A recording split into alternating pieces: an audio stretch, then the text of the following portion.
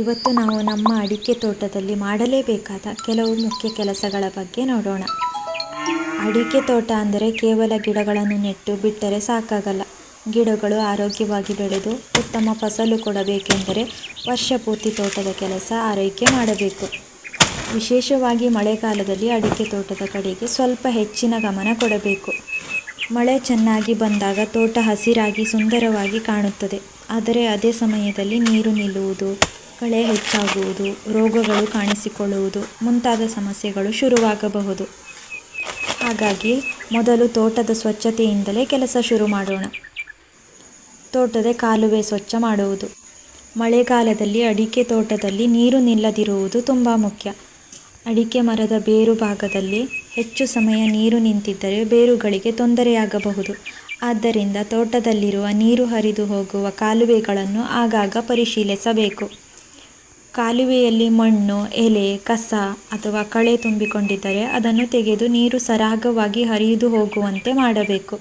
ತೋಟಕ್ಕೆ ಮಳೆ ನೀರು ಬಂದಾಗ ಅದು ಒಂದು ಕಡೆ ನಿಂತುಕೊಳ್ಳದೆ ಸರಿಯಾಗಿ ಹೊರಗೆ ಹೋಗುವ ವ್ಯವಸ್ಥೆ ಇರಬೇಕು. ಮತ್ತು ಕಳೆ ತೆಗೆಯುವುದು. ಮುಂದಿನ ಮುಖ್ಯ ಕೆಲಸ ಕಳೆ ತೆಗೆಯುವುದು. ಮಳೆಗಾಲದಲ್ಲಿ ಕಳೆ ತುಂಬ ವೇಗವಾಗಿ ಬೆಳೆಯುತ್ತದೆ. ಕಳೆ ಹೆಚ್ಚಾದರೆ ತೋಟದ ಸ್ವಚ್ಛತೆ ಕಡಿಮೆಯಾಗುವುದರ ಜೊತೆಗೆ ನೀರು ಮತ್ತು ಪೋಷಕಾಂಶಗಳಿಗಾಗಿ ಗಿಡಗಳೊಂದಿಗೆ ಸ್ಪರ್ಧೆ ಉಂಟಾಗುತ್ತದೆ. ಆದ್ದರಿಂದ ಅಡಿಕೆ ಮರದ ಸುತ್ತಮುತ್ತ ಮತ್ತು ಸಾಲುಗಳ ನಡುವೆ ಅಗತ್ಯವಿರುವಷ್ಟು ಕಳೆ ನಿಯಂತ್ರಣ ಮಾಡಬೇಕು. ಆದರೆ ಕಳೆ ತೆಗೆದಾಗ ಅಡಿಕೆ ಮರದ ಬೇರುಗಳಿಗೆ ಹಾನಿಯಾಗದಂತೆ ಎಚ್ಚರಿಕೆಯಿಂದ ಕೆಲಸ ಮಾಡಬೇಕು. ತೆಗೆದ ಕಳೆಯನ್ನು ಅಡಿಕೆ ಮರದ ಬುಡಕ್ಕೆ ಮುಚ್ಚಿದರೆ ಅಲ್ಲೇ ಚೆನ್ನಾಗಿ ಸಾವಯವ ಗೊಬ್ಬರವಾಗುತ್ತದೆ. ಒಣ ಎಲೆ ಮತ್ತು ಕಸ ತೆಗೆಯುವುದು. ಅಡಿಕೆ ತೋಟದಲ್ಲಿ ಒಣಗಿದ ಎಲೆಗಳು ಅಂದರೆ ಒಣಗಿದ ಸೋಗೆ ತೆಗೆಯುವುದು. ಬಿದ್ದಿರುವ ಕಾಯಿಗಳನ್ನು, ಮಳೆಗಾಲದಲ್ಲಿ ಅಡಿಕೆಗಳು ಒಡೆದು ಬೀಳುವ ಸಾಧ್ಯತೆ ಇರುತ್ತದೆ. ಇತರ ತ್ಯಾಜ್ಯಗಳು ಕಂಡುಬಂದರೆ ಅವುಗಳನ್ನು ಪರಿಶೀಲಿಸಿ ಸ್ವಚ್ಛ ಮಾಡಬೇಕು. ರೋಗ ಪೀಡಿತ ಭಾಗಗಳಿದ್ದರೆ ಅವುಗಳನ್ನು ಬೇರೆ ಕಡೆಗೆ ತೆಗೆದುಕೊಂಡು ಹೋಗಿ ಸರಿಯಾದ ರೀತಿಯಲ್ಲಿ ವಿಲೇವಾರಿ ಮಾಡುವುದು ಉತ್ತಮ. ಅಂದರೆ ಎಲೆ ಚುಕ್ಕಿ ರೋಗ ಬಂದ ಅಡಿಕೆ ಸೋಗೆಗಳಿದ್ದರೆ ಅದನ್ನು ತೆಗೆಯುವುದೇ ಉತ್ತಮ. ತೋಟ ಸ್ವಚ್ಛವಾಗಿದ್ದರೆ ಮರಗಳನ್ನು ಪರಿಶೀಲಿಸುವುದು ತುಂಬ ಸುಲಭವಾಗುತ್ತದೆ. ಅಡಿಕೆ ಮರಗಳನ್ನು ಪರಿಶೀಲಿಸುವುದು.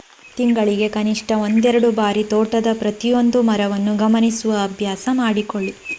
ಎಲೆಗಳಲ್ಲಿ ಕಲೆ ಇದೆಯಾ, ಎಲೆಗಳು ಒಣಗುತ್ತಿದೆಯಾ, ಕಾಂಡದ ಭಾಗದಲ್ಲಿ ಏನಾದರೂ ಬದಲಾವಣೆ ಇದೆಯಾ, ಕಾಯಿ ಮತ್ತು ಗೊಂಚಲುಗಳು ಆರೋಗ್ಯವಾಗಿದೆಯಾ, ಇಂತಹ ಸಣ್ಣ ಸಣ್ಣ ಬದಲಾವಣೆಗಳನ್ನು ಗಮನಿಸಬೇಕು.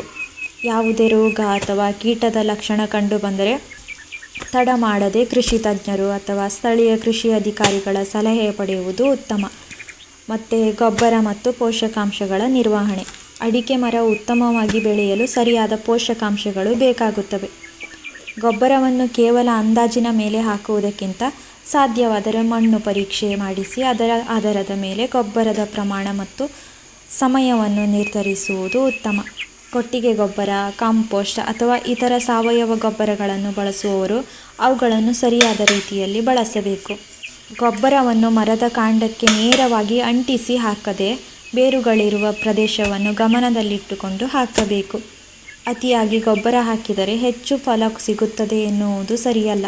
ಸರಿಯಾದ ಪ್ರಮಾಣ ಮತ್ತು ಸರಿಯಾದ ಸಮಯ ಬಹಳ ಮುಖ್ಯ. ನೆರಳಿನ ನಿರ್ವಹಣೆ.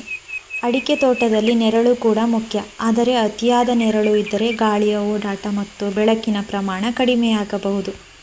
ಆದ್ದರಿಂದ ತೋಟದಲ್ಲಿರುವ ಇತರ ಮರಗಳು, ಬಾಳೆ ಅಥವಾ ಇತರ ಬೆಳೆಗಳ ಬೆಳವಣಿಗೆಯನ್ನು ಗಮನಿಸಿ ಅಗತ್ಯವಿದ್ದರೆ ನೆರಳನ್ನು ನಿರ್ವಹಿಸಬೇಕು. ತೋಟದಲ್ಲಿ ಗಾಳಿ ಸರಿಯಾಗಿ ಓಡಾಡುವಂತೆ ನೋಡಿಕೊಳ್ಳುವುದು ಕೂಡ ತುಂಬ ಮುಖ್ಯ. ಮತ್ತು ನೀರಿನ ವ್ಯವಸ್ಥೆ. ಮಳೆಗಾಲದಲ್ಲಿ ನೀರಿನ ಅವಶ್ಯಕತೆ ಕಡಿಮೆಯಾಗಬಹುದು. ಆದರೆ ಮಳೆ ಕಡಿಮೆಯಾದ ಸಮಯದಲ್ಲಿ ಅಡಿಕೆ ತೋಟಕ್ಕೆ ಸರಿಯಾದ ನೀರಿನ ವ್ಯವಸ್ಥೆ ಇರಬೇಕು. ಬೇಸಿಗೆಯಲ್ಲಿ ನೀರುಳಿಸುವ ವಿಧಗಳು. ಮಲ್ಚಿಂಗ್ ಮತ್ತು ನೀರಾವರಿ ವ್ಯವಸ್ಥೆಯನ್ನು ಸರಿಯಾಗಿ ನಿರ್ವಹಿಸುವುದು ಉಪಯುಕ್ತ. ಮಳೆ ಬಂದಾಗ ನೀರು ತೋಟದಿಂದ ಹೊರಗೆ ಹೋಗಬೇಕು. ಮಳೆ ಇಲ್ಲದಾಗ ಅಗತ್ಯಕ್ಕೆ ತಕ್ಕಂತೆ ನೀರು ಸಿಗಬೇಕು. ಇಷ್ಟೇ. ಅಂದರೆ ತೋಟದಲ್ಲಿ ನೀರಿನ ನಿರ್ವಹಣೆ 2 ರೀತಿಯಲ್ಲೂ ತುಂಬ ಮುಖ್ಯ ಆಗುತ್ತೆ. ಮತ್ತು ತೋಟದ ಮಣ್ಣನ್ನು ಕಾಪಾಡುವುದು. ಮಳೆಗಾಲದಲ್ಲಿ ಜೋರಾಗಿ ಮಳೆ ಬಂದಾಗ ಮೇಲ್ಮಣ್ಣು ಕೊಚ್ಚಿಕೊಂಡು ಹೋಗದಂತೆ ನೋಡಿಕೊಳ್ಳಬೇಕು. ಮರದ ಸುತ್ತಲೂ ಸೂಕ್ತವಾದ ಸಾವಯವ ವಸ್ತುಗಳನ್ನು ಬಳಸಿ ಮಣ್ಣಿನ ತೇವಾಂಶವನ್ನು ಕಾಪಾಡಬೇಕು. ಅಂದರೆ ದರ್ಕೆಲೆ ಒಣ ಎಲೆಗಳನ್ನು ಮುಚ್ಚುವುದು. ಬೆಟ್ಟದಿಂದ ದರ್ಕೆಲೆ ತಂದು ಮುಚ್ಚುವುದು ತುಂಬ ಒಳ್ಳೆಯದು. ಒಣ ಎಲೆಗಳು ಮತ್ತು ಸಾವಯವ ವಸ್ತುಗಳನ್ನು ಸರಿಯಾದ ರೀತಿಯಲ್ಲಿ ಬಳಸುವುದರಿಂದ ಮಣ್ಣಿನ ಗುಣಮಟ್ಟ ಕಾಪಾಡಲು ಸಹಾಯವಾಗುತ್ತದೆ.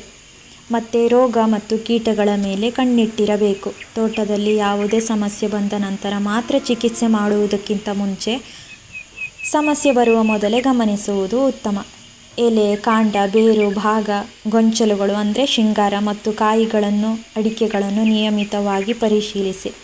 ಯಾವುದೇ ಕೀಟ ಅಥವಾ ರೋಗದ ಲಕ್ಷಣ ಕಂಡರೆ ಸ್ವಂತವಾಗಿ ಔಷಧಿ ಮಿಶ್ರಣ ಮಾಡುವುದಕ್ಕಿಂತ ಕೃಷಿ ಇಲಾಖೆಯ ಶಿಫಾರಸು ಅಥವಾ ತಜ್ಞರ ಸಲಹೆ ಪಡೆದು ಸೂಕ್ತ ಕ್ರಮ ಕೈಗೊಳ್ಳಿ.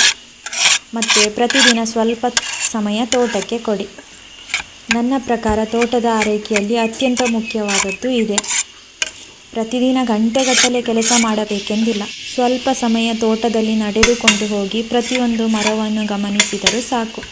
ಯಾವ ಮರ ಚೆನ್ನಾಗಿದೆ, ಯಾವ ಮರದಲ್ಲಿ ಎಲೆ ಬದಲಾಗಿದೆಯಾ, ಯಾವ ಕಡೆ ನೀರು ನಿಂತಿದೆ, ಯಾವ ಕಡೆ ಕಳೆ ಹೆಚ್ಚಾಗಿದೆ ಅನ್ನೋದು ನಮಗೆ ನಿಧಾನವಾಗಿ ತಿಳಿಯುತ್ತಾ ಬರುತ್ತದೆ.